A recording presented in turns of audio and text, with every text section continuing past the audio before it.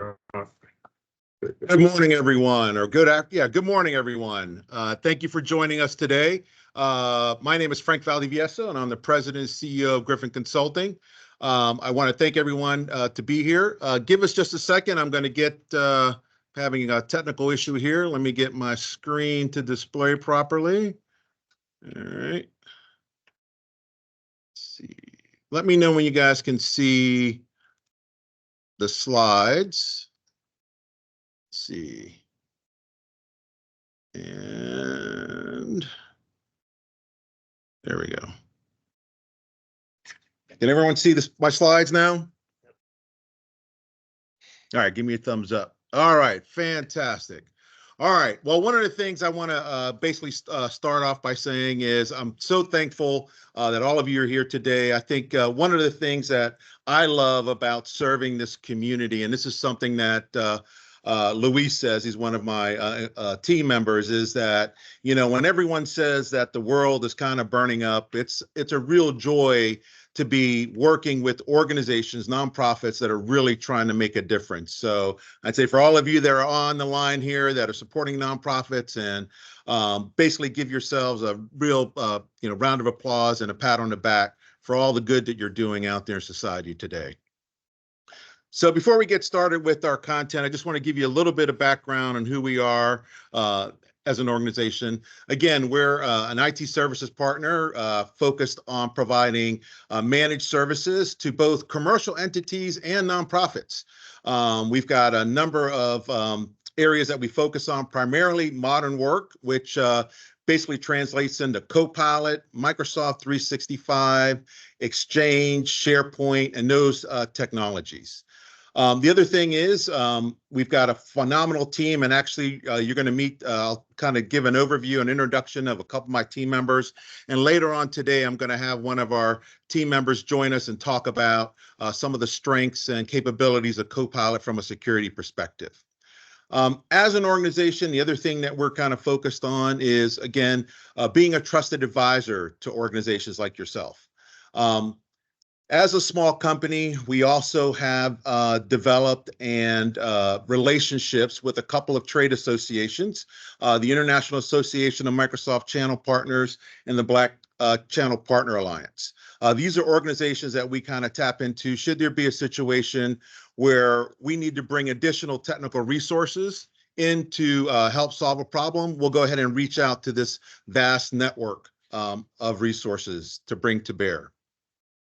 The other thing I want to bring up is as we go through today's presentation, there's an opportunity where you might feel a little exasperated in terms of where can I get help?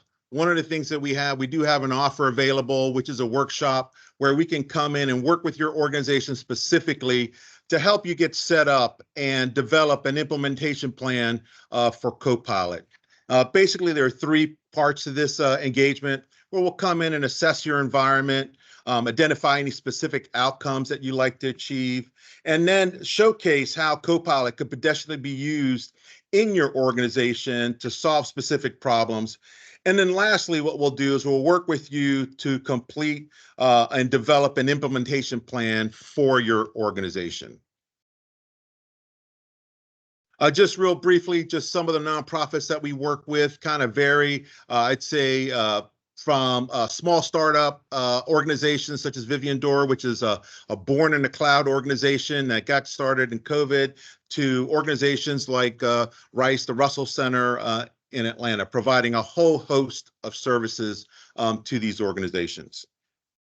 And with me today on the call, I've got a couple members of my team, Rodney Hawkins, who's our business development executive, and Luis Valdivieso, who's kind of behind the scenes here, making sure that everything is working great with this webinar. And he's my chief/officer. All right, so let's jump into the meat of the presentation. So before we get started, I'd like to start with some basics about AI-powered solutions that we're going to be exploring today. And I'd say that some of the most exciting advancements in AI are coming out of LLM, or large language models, and generative AI. And what I like to do is, if we're looking at Copilot as a platform. You know, Copilot for Microsoft 365 isn't just a better way of doing the same things. It's an entirely new way of working. And when you look at it, for all the value that Copilot brings to individual users in their broader organization, the architecture itself is fundamentally simple, right? It's an orchestrator and with the large language model. Say that 3 times real fast. Built on top of your existing Microsoft 365 solutions. And all of this takes place within the compliance boundary. That means that Copilot combines the power of cutting-edge LLMs with your specific content in Microsoft Graph, which is essentially your documents, your emails, your calendars, and chats. And then you combine that with the ability to use this technology within the applications that you know and love to really extend the power and extensibility of those platforms. And then finally, it can also tap into the web and bring in content from the web as well. And again, Copilot is basically tying all of these platforms together. So here I'm going to play just a brief video giving a brief overview of Copilot. Microsoft 365 Copilot is powered by what we call the Copilot system, a sophisticated processing and orchestration engine. It harnesses the power of 3 foundational technologies: the Microsoft 365 apps, that's Word, Excel, PowerPoint, Outlook, Teams, and more. The Microsoft Graph, that's all your content and context, your emails, files, meetings, chats, and calendar. And a large language model, or LLM, a creative engine capable of parsing and producing human-readable text, all accessible through natural language. It starts with a prompt from you in an app. Copilot pre-processes the prompt through an approach called grounding. Put simply, grounding improves the quality of the prompt, so you get answers that are relevant and actionable. One of the most important parts of grounding is making a call to the Microsoft Graph to retrieve your business content and context. Copilot combines this user data from the graph with other inputs to improve the prompt. It then sends that modified prompt to the LLM.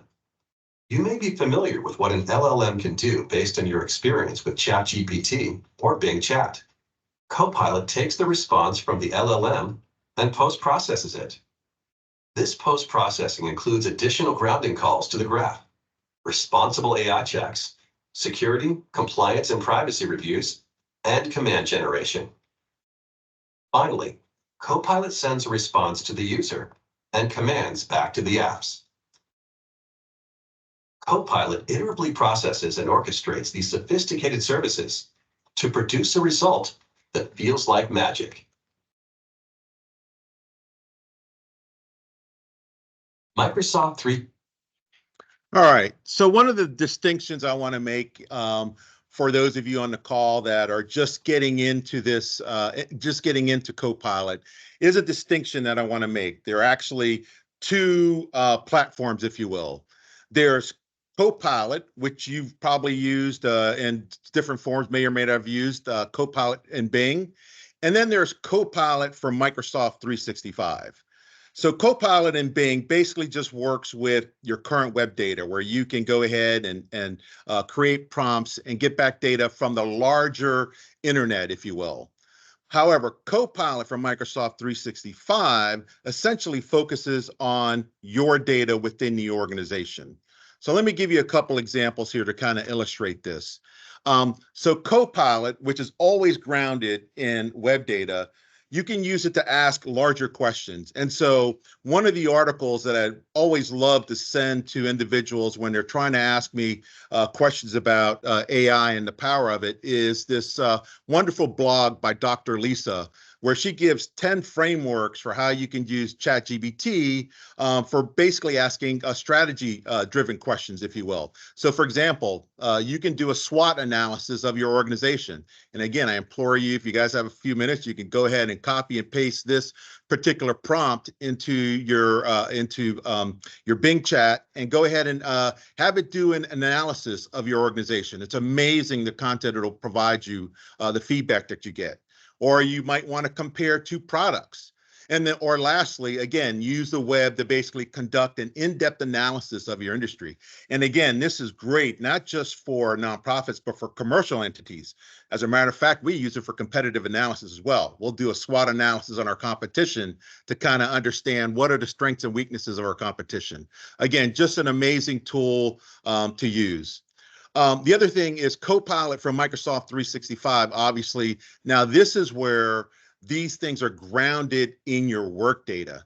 So one of my favorite questions to ask is, please summarize all of the action items for all of the emails that I've got in today. Again, probably like a lot of you were inundated with email messages, or summarize team messages from this week. As a matter of fact, one of our clients, what they're looking to do right now with Copilot is they currently provide consulting services for individuals. So they provide business consulting services, but those consulting services are provided by consultants that are located all throughout the country. And the way they currently are doing this is they've got actually an administrative person that sits in the meeting that has to basically physically is responsible for capturing all of the action items and promises that are made. Well, they're deploying Copilot in Teams so that they can free up that resource, and then they can just come back and get that summary. Again, we're estimating that they'll probably recoup anywhere from $20,000 to $30,000 next year that they'll be able to redeploy within the organization for other resources, for other purposes within the organization. So, how do we prepare nonprofit organizations for Copilot, or any organization for Copilot? When we look at bringing Copilot into the organization, obviously, this is really a new way of working that involves both software and culture.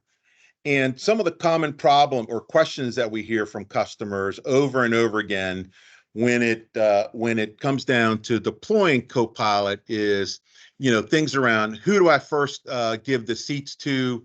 How do I get employees up and running quickly? And what are the ways to measure impact?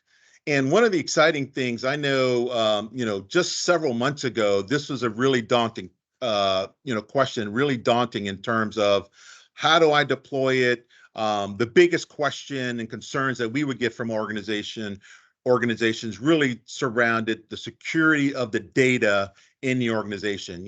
Common use case or question we get, I don't want my line employees to be able to query, what's Frank's salary? How much is he bringing down? And so not providing employees with access to data that they shouldn't have. And so we'll address that. There's some really exciting things that have taken place that are really going to help organizations fast track the implementation of Copilot in their organizations. So when we look at the process, there's essentially 3 phases as we look at this. And again, here at Griffin Consulting, if you don't have the resources internally, this is where we can help. And there's been a couple ways that we've worked with organizations in terms of helping them do this. So for those organizations that already have IT staff, you've got CIO, Chief Technology Officer.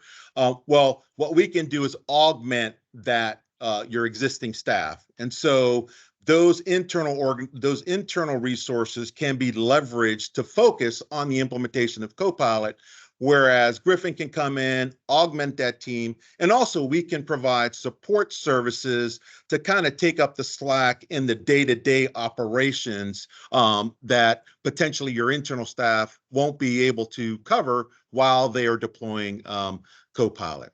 So first phase is all about readiness. Again, we definitely recommend that you kind of pick a pilot project. And specifically for nonprofits, we're going to talk about a real specific use case that we see over and over again that I think would be amazing, which has a lot of value. And that's around writing grants and responding to grants. I think there's an amazing use case for Copilot in that, and we'll cover that later within the presentation. So readiness is about, understanding, where are you going to start, picking a pilot project, because you want to get some wins on the board with regard to deploying Copilot, and creating an AI council or a center of excellence around AI within the organization, a multidiscipline group that you want to pull together. Then there's the adoption phase, if you will. And here, where you're creating your user community, you're identifying your champions and adopters, and you're having some success and implementing some best practices, if you will. And then obviously the third phase is measuring the impact and success of that, of your implementation so far. All right. The other thing that you want to look at, and there are some minimum technical requirements that you need to make sure that you have within the organization. And again, this really extends beyond just nonprofits, but also for-profit organizations. You want to make sure that you're on the right versions of Microsoft 365. You've got to either have Business Standard, Premium, obviously E3 or E5. I know for our clients where we've been we've been highly recommending E5 only because of the tremendous value that's available in that SKU in terms of not just basic requirements, but security capabilities in that SKU as well. You've got to have Entra ID accounts established as well, and you want to require users to have a OneDrive account. Now, this is especially important for some of the things that we're going to talk about later on down the line in terms of a strategy for fast tracking the deployment of Copilot within your organization. The other thing is in terms of Outlook, you've got to basically be using Outlook for Windows. This for me was probably the hardest one. I'm such a hardcore user of the desktop version of Outlook, but I'm getting over it and able to use Outlook for Windows just fine. Actually, I have both of them running in my environment. So whenever I want to summarize emails, I'm using Outlook in Windows. And then obviously you have to have the newest version of Teams deployed as well. So one of the things here, again, and what I'm going to show you next is, here are some basic things that you can try in terms of some foundational skills that you can deploy right away with Copilot. And I think the message I want you guys to leave here today is that I believe that there are a number of things that we're going to talk about here to reduce the risk, if you will, and the fear associated with deploying Copilot in your environments because of the immense security infrastructure that's in place that Microsoft already has in place in terms of protecting your data, the fact that your data is not being used to train any LLMs outside of the environment. So there's a lot of benefits associated with your organization getting up and running. So I guess the bottom line is that I don't see any reason that any organization on this call today isn't deploying Copilot right away. So again, some of the features here and some of the prompts you can see here, I won't read each of these, but definitely the ability to recap a meeting. And again, when you look at the productivity gains that your staff will get, the creativity gains that are gained as well, it's just amazing in terms of the value that this technology is bringing into the organization. And again, the ability to leverage your corporate information as well. The capabilities are endless in terms of what you'll be able to do with this technology and Copilot in your organizations. All right, so a couple of other things from a checklist perspective. And again, for those of you on the line, we will be sending a copy of all the slides out to everyone that's attended or registered. But here are some basic things in terms of activities that you'll want to go ahead and get in place. Obviously, I talked a little bit about this, is identifying your early adopter teams in terms of piloting the product and getting feedback. Obviously, launching a limited pilot. And again, I'm going to give you a specific use case that you could leave here today and implement within your organizations, I think, tomorrow. Obviously, you want to monitor usage and gather feedback to improve the user training and user experience as you're going on this journey. And obviously, one of the things that early on was a challenge, and I think this is changing dramatically. And actually, I'm going to bring up one of our team members here next to kind of talk about some of the security implications. Was we now have a way, or will have a way here very shortly, to deploy Copilot in your organization and be able to take advantage of all of the capabilities as you build out the more robust security constraints and features that need to be deployed in an organization. So you'll be able to get to market quicker with deploying Copilot in your organizations. So let's talk about some of the zero trust principles and data security for Copilot for Microsoft 365. Microsoft 365 Copilot is transforming work with the power of generative AI. It's built on Microsoft's comprehensive approach to enterprise-grade security, compliance, privacy, identity, and responsible AI. Copilot automatically inherits your organization's Microsoft 365 security, compliance, and privacy policies, so you know your data is protected and always in your control. It all starts with your Microsoft 365 tenant. Data stored in your tenant is encrypted and only available to the users within that tenant. Your existing Microsoft 365 permissions and policies ensure the data won't leak between users and groups. And Copilot users only have access to data they've been granted permission to see in Microsoft 365 using the same technology customers have relied on for years. Your tenant sits inside the Microsoft 365 service boundary, where Microsoft's commitments to security, compliance, data location, and privacy are upheld. The Copilot large language models, or LLMs, that process your data sit within that same boundary, much like other Microsoft 365 services. Microsoft does not have eyes-on access, which means no one can view your data. Your data is not used to train the LLMs. And our EU customers can be confident that their data is processed within the EU data boundary. Microsoft 365 Copilot, enterprise-grade security and privacy for the era of generative AI.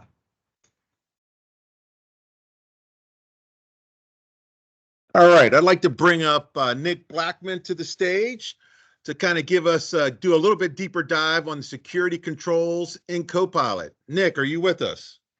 I'm with you, Frank. Can you hear me out there? I can hear you just fine, Nick. All right.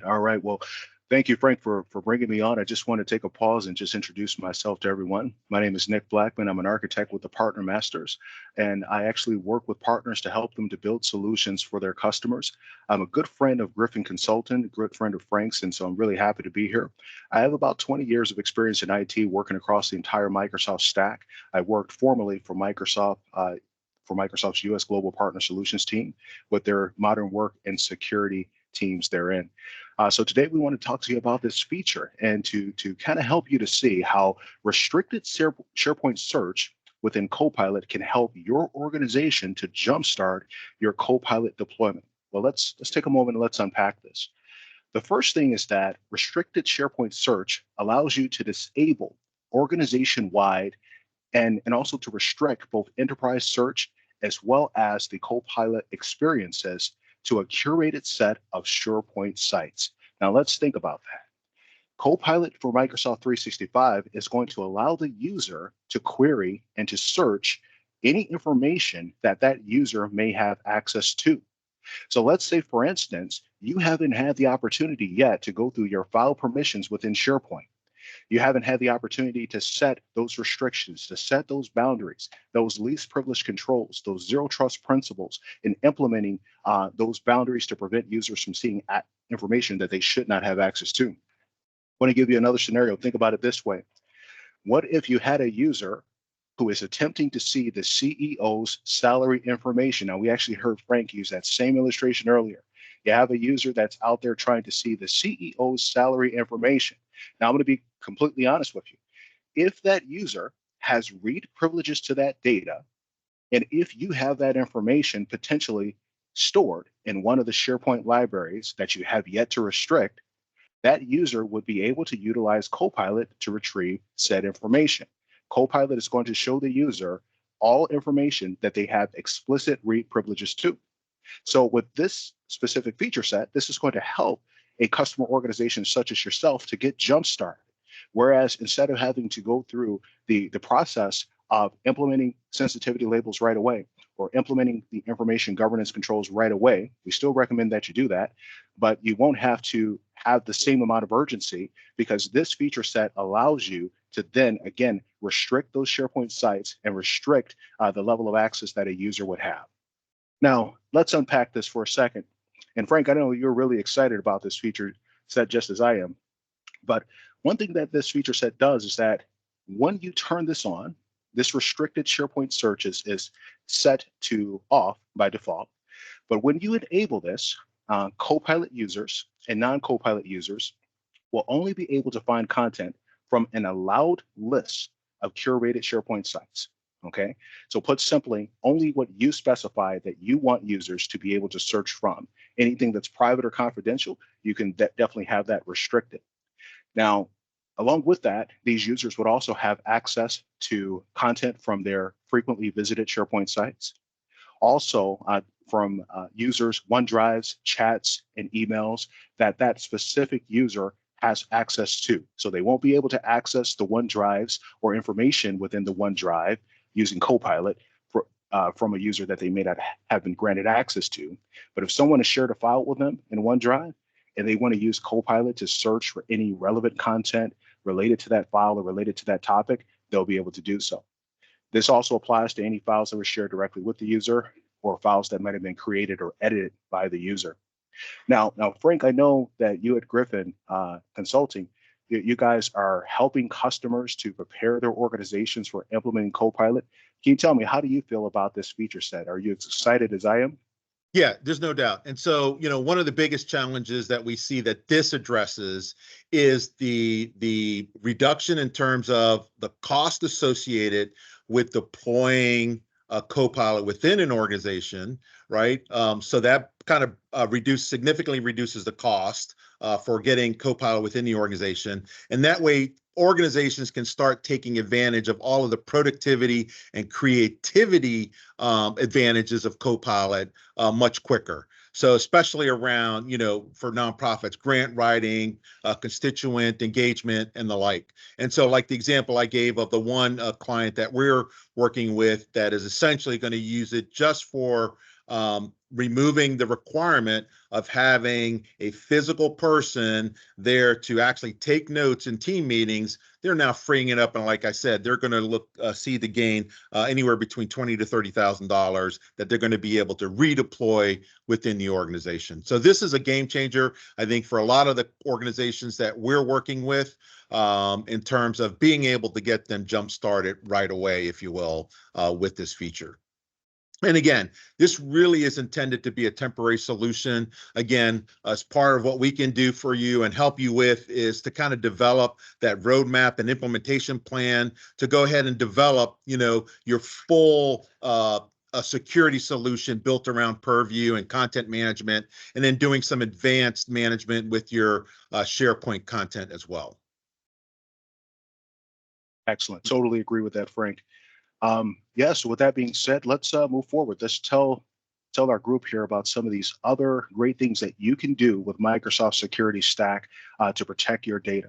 So I want to speak to this slide here just for a moment. Microsoft 365 security and compliance controls that can be specifically used for Copilot. Now let's unpack this for a second. So as you notice, we have kind of a good, better, and best approach. We start off with our baseline security. Now, what exactly is that? As you can see here under the license of Office 365 E5, you have that ability to implement multi-factor authentication with security defaults. Okay, so this is going to be the basic policy sets that exist with multi-factor authentication for your users, for your user identities. This falls under E3. Now, I want you to pause for a second. I know you probably are thinking this. You're probably saying to yourself, why do I need to have multi-factor authentication set up just so that I can use Copilot?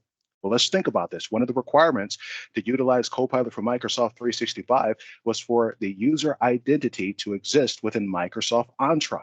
Let's think about that. Microsoft Entra ID is the new name for Azure Active Directory. That means that user identity needs to be either hybrid synchronized to the cloud, or fully in the cloud. So either hybrid synced or cloud only. Now think of it this way. What if a threat actor has gained the opportunity to compromise one of your identities? Let's say, for instance, they have compromised Frank's account. Frank has a great level of privilege. Frank has access to Copilot. Well, if Frank does not have multi-factor authentication on his account, that user will be able to access all the information that Frank is already privileged to. So this is one of the reasons why you want to have multi-factor authentication assigned to your users by default. Now, moving on here, when we look at sensitivity labels, you might be saying to yourself, why do I need to have sensitivity labels implemented with my organization just to use Copilot? Well, I'm going to take a pause here and I'm going to say to you a very important statement.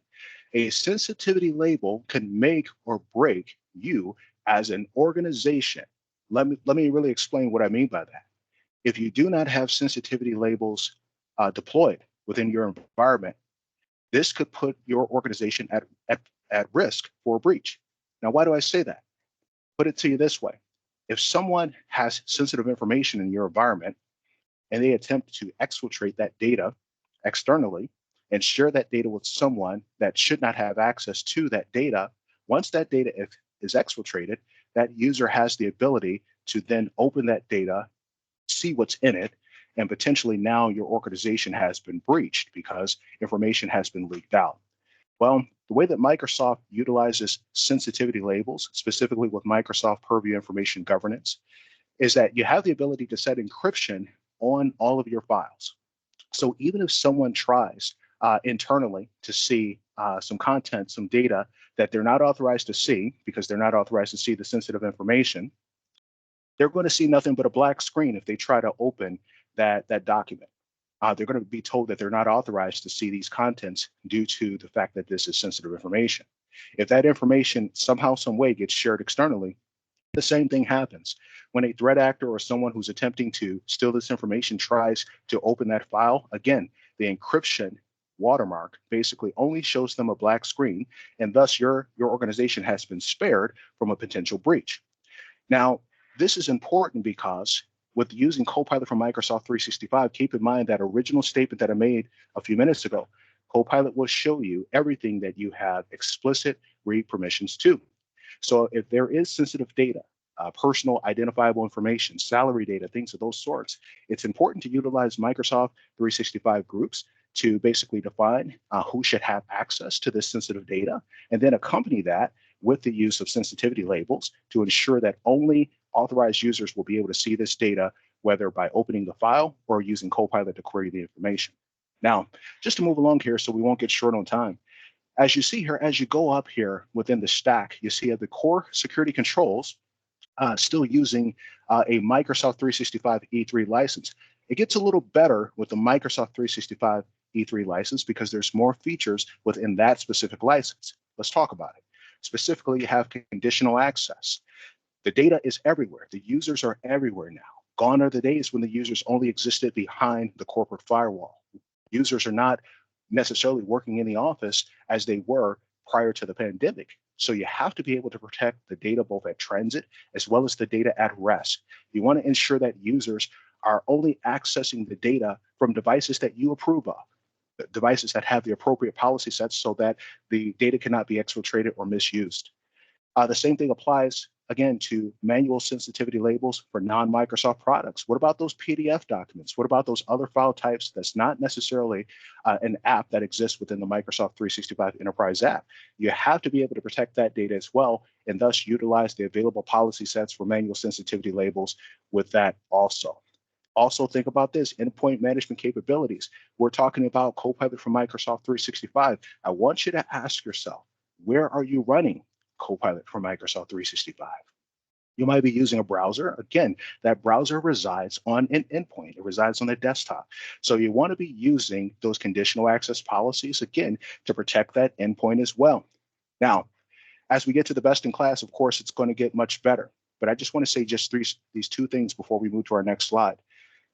You want to incorporate things such as user risk and session controls.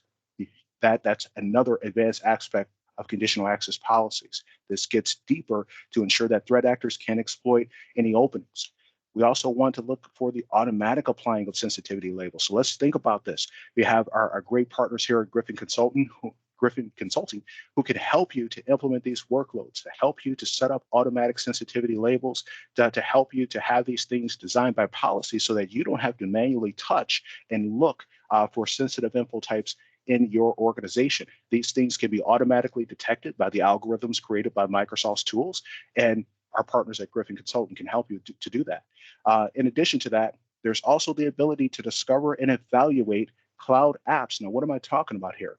I'm talking about Microsoft's Cloud Access Security Broker. That's Microsoft Defender for Cloud Apps. It can help to detect the use of shadow IT in your environment, as well as the use of non-authorized AI apps. These are apps that are going to potentially use your corporate information. You want to ensure that there's not any users in your org that are using these unauthorized apps and thus exfiltrating your data.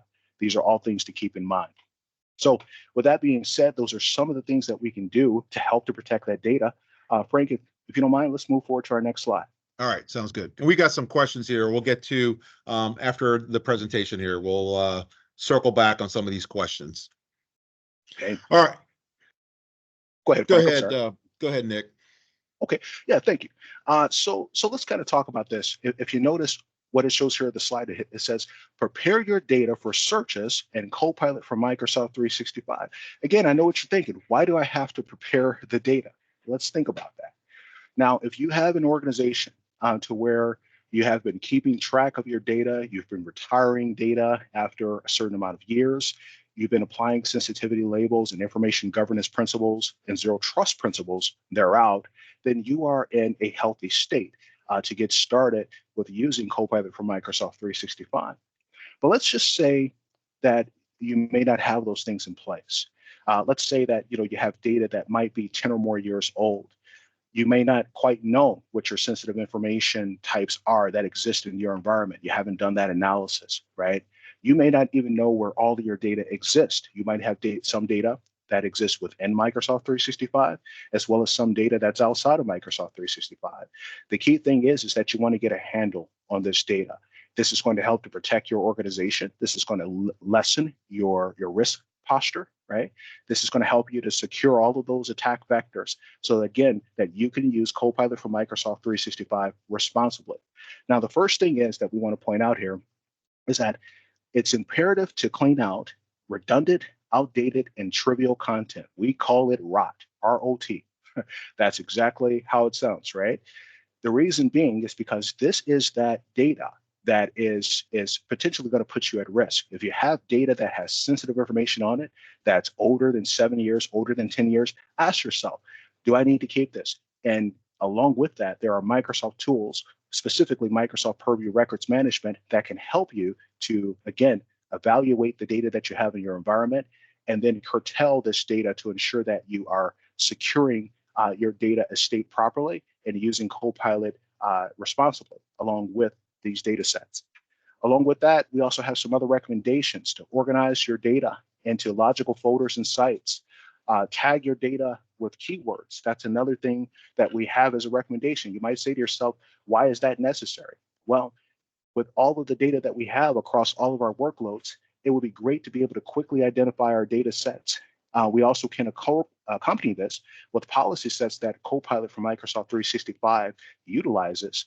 In addition with the policy sets and tool sets that are part of the privacy side of things with Microsoft Purview, these are all going to work together to help you to ensure that users are only able to access the files and the data that they should have access to. And we're not going to read every single last one of these, but just to kind of point out one other thing. It helps us to see that we should standardize on file names, have that naming convention, have custodians within your organization to help to keep track of the data and to help to keep this data under wraps, right? This is just another way to, again, to get a grip on the organization's data and to kind of take it from there. Consolidating multiple versions. If you got multiple versions floating around out there, how do you know what's the source of truth? These are all things that you can do. Now, you might be saying to yourself, you might be feeling overwhelmed with all of these things. The beautiful thing is that Microsoft provides these tools that can help to control all of these things that we just mentioned. We have the Microsoft Purview family of products that has a solution for each one of these things that we just mentioned here. So for instance, let's kind of look into that. Thank you, Frank. You read my mind here. Let's talk about some of it. Well, the first is Microsoft Purview data loss prevention. We want to ensure that that data does not get exfiltrated, that we can protect that data and protect our users' data no matter where they are, right? As long as that data is in Microsoft 365, we have the ability to put the controls upon it. In addition to that, we have another one such as Microsoft Purview Information Protection. Microsoft Purview Information Protection works fully with those sensitivity labels. Sensitivity labels fall into that product family. More specifically, you can apply encryption and rights management, again, to protect that data. There's so many more things here that we can read through. Frank, can I have you go to the next slide here for me? Yep. One other Yeah, and thing I I want think I think one of the things here I'd say for those organizations here that have internal IT, you can see definitely want to get your team up to speed on Purview. Purview is a big part of securing your environment in terms of the vast number of capabilities that it has built into that platform. Again, if you don't have the internal staff, that's where we can come in and assist you with this process. Yeah, absolutely. Thank you for that, Frank. Well said. So with that being the case, Frank, one thing that I find that organizations will get a great use out of is also utilizing tool sets like the Microsoft Purview Data Lifecycle Management. So, we talked about that redundant, outdated, and trivial data. Utilizing this tool set, Purview, Data Lifecycle Management, along with Purview Records Management, is going to allow you to set those expiration dates on that data. If that data should only reside for 7 years in your organization, you'll have the ability to set a policy set to make sure that that data is retired after a certain amount of time. Of course, with the ability to, retrieve the data if it's accidentally deleted.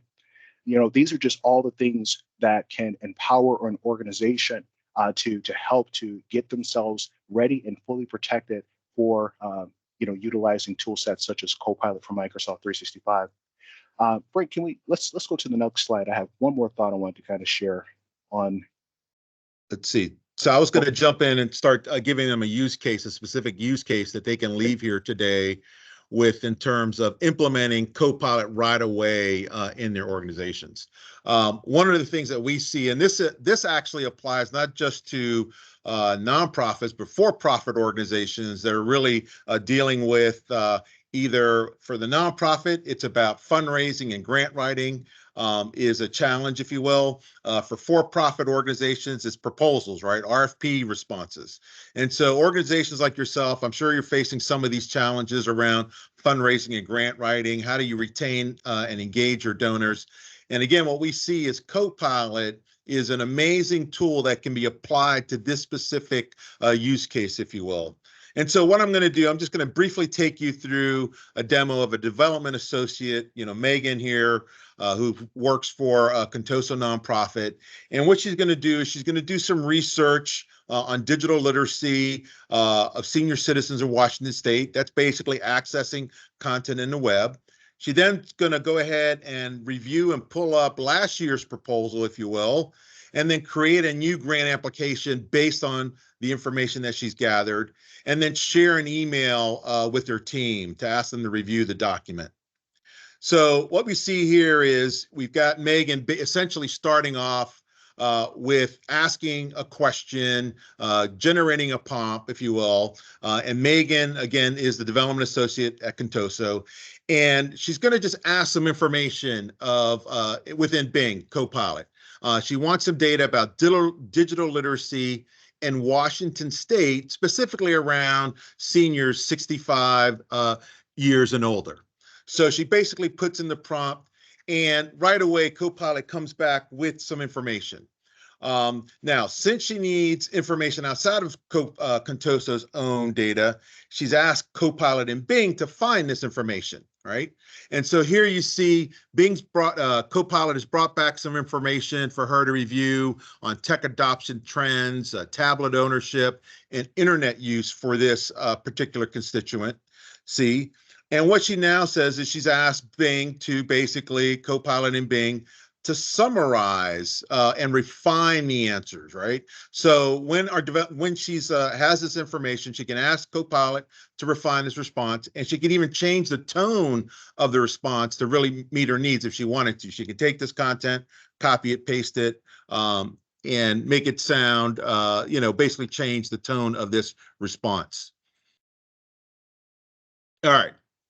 So here we see, these are just a starting point. These are answers. This is more information. She's now going to go ahead and copy this information, right? Because she's going to use it as part of her new grant proposal.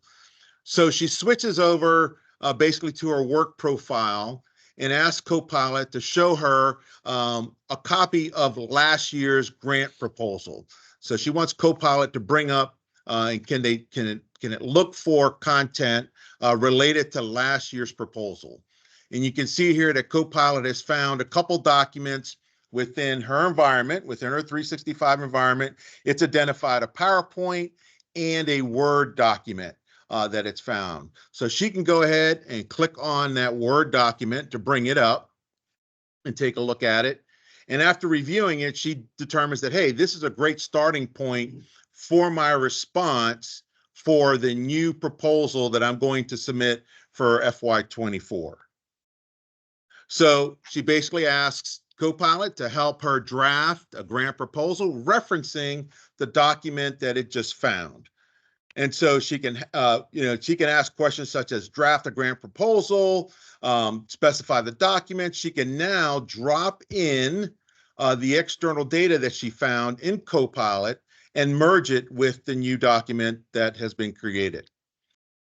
Now, after she's got that one draft created, she can clean up the draft. She can now summarize it. And now she's in Outlook, and she's asking Copilot to basically generate an email, draft an email, asking her team to kind of review and update the proposal for her. And so here we see that Copilot has generated this response. Now she's got a couple options here. She can keep the draft. She can discard it and just write her own message, or she can ask Copilot to regenerate. And again, this is one of the things that I see again, I think with the new SharePoint restriction, the ability for organizations to be able to start leveraging the content that you already have in the organization, I think is a game changer for organizations. So here we've kind of just to summarize what we've seen, and I guess I only have a couple slides there, and then we'll get to Q&A. We'll open that up. Again, we've kind of seen how Megan basically leveraged using Copilot to ask the web to do some research. She found some content, was able to leverage that content in the new grant proposal, and then share and ask her team to review the document. So before I kind of open it up for Q&A, again, I just want to remind everyone, we do have the ability, if you've kind of find this overwhelming and you need further support, please reach out to us. We've got this great offer in market where we can come in and do a workshop. And again, we also have the ability to help you locate funds if necessary to help offset the cost for deploying Copilot. So we can work with your organization to help you along those lines. And again, here's my team, our email messages, and I want to thank you for attending. And let me take a look at the questions that have come in. Nick, you're available to hang out and answer some of these questions if needed, right? Yes, sir. I'll be All here. right. Let me take a look here. All right. Yes, I'll start from the bottom. There will be no recording. We'll send that out. All right. So, Margaret, thank you for joining us today. Margaret asks, many of us want to transition to Copilot. However, for now, we may be using a paid version of chat. If we are not in the US, what's your advice? Oh, that's a good one. If you're not in the US, what's our advice? Where are you based, Margaret? And Frank, I could probably provide some insights on that one too as well, if you like. Go ahead. Yeah, I'm waiting. Okay. I was waiting for her. Canada, Okay. Toronto. Yeah. Okay. Yeah. So thank you, Margaret, for answering that question. So in short, Margaret, the same thing would apply. You're in a country that's supported with Microsoft's data centers. Thus, you are still able to use Copilot the same as someone who might live in the United States. So put simply, the best thing to do would be to buy a license. The license for Copilot for Microsoft 365 is roughly $30 per user per month. So it's about an investment of $360 per year. Multiplied by 12 months, $30 multiplied by 12 months. Put simply, to get the full policy sets and the full feature sets from Copilot from Microsoft 365, you will have to have that paid version. So you'll be able to get some of the things with the free version, but if you really want to be able to utilize Copilot with all of your Microsoft 365 apps, I recommend moving to that paid version. I hope that helps answer the question. If not, please let us know in the chat. Oh yeah, definitely reach out to us. And again, we'll put our contact information here in the chat for you. All right, let's see. See, unknown user. If an employee, what's that? Oh, we got a question here in the room. Oh, for Nick. It's a question for Nick. Nick, can you hear it? Yep, I can hear it. Okay. Data security. So what are like the minimum requirements for an organization or a SharePoint or for an organization to introduce Copilot in terms of securing the SharePoint in other platforms? Like you mentioned several controls, the baseline control and all other controls.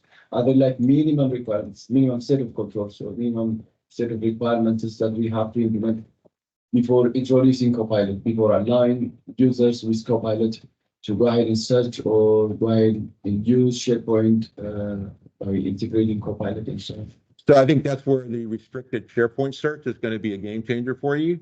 So what that will do is basically essentially allow you to deploy Copilot. And what you'll be able to do is identify. So I'm imagining you've already got SharePoint deployed. So the question is, what are the minimum requirements in order to deploy SharePoint or to deploy Copilot in an environment that already has SharePoint deployed? So I'm going to make an assumption that your SharePoint libraries you've already got deployed, and you've got user permissions assigned to each of those SharePoint directories today. And there might be even some that you have today that are restricted from certain users as exists. You might have back office SharePoint libraries, that are HR protected, and then you might have a grant or proposal library where everyone's putting their grant submissions, if you will. So the nice thing with the restricted SharePoint search is that you can basically just use those existing permissions, and then users will only be able to search content in those libraries in addition to their own data that they have in OneDrive. So obviously, if I have content that's in my OneDrive library, it'll basically, the large language model will process and basically use those two data sources to kind of ground the prompt that I'm using or asking of Copilot. So we have SharePoint sites where we are sharing some libraries with external users. So Nick mentioned about identity management or MFA with identity management. We have enforced MFA for internal users, but I don't think we will be able to enforce the same level of MFA for external users. How about that? So the question, Nick, is they've got libraries that they're sharing with external users, right? And the challenge, what's that? We have stakeholders. And stakeholders, so they have external users. So the impact of that and MFA, you don't have MFA enabled. We have Right, but not for the external users. Yeah. Okay. So thank you for that, Frank. So if I understand that correctly, they're trying to look for ways to protect that data, to protect your data from potentially being misused by someone who might have access to it externally. Am I understanding that correctly? Yeah, essentially securing the whole SharePoint platform. When we enable the Gen AI tool, very powerful tool. Not only just from the external users, but also from internal users, from not sharing some sensitive files externally, and so on and so forth. Yeah. Okay, very, very good. Now let's take that. That's a very good question. I want to answer that kind of in chunks. Let's do it this way.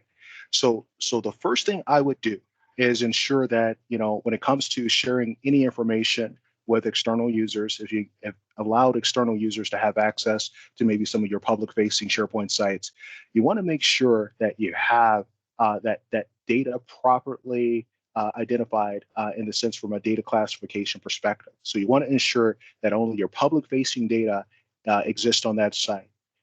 in that there's nothing that might even get close to being sensitive info or sensitive information that resides within that public directory. So you want to make sure that that data has been evaluated, the file permissions on that data, to where no internal or sensitive information is being shared on that external SharePoint site. That's the first thing I would do. Now, I would do that by means of utilizing Microsoft 365 groups effectively, along with the use of sensitive info types. So identifying my sensitive information, making sure that only users who are authorized to view that sensitive information are able to see it, and that sensitive information is not, by means of policy, that in no way, shape, or form is that sensitive information exposed to any of those external facing sites. Now, I say that just to put that wall up. That's the first thing.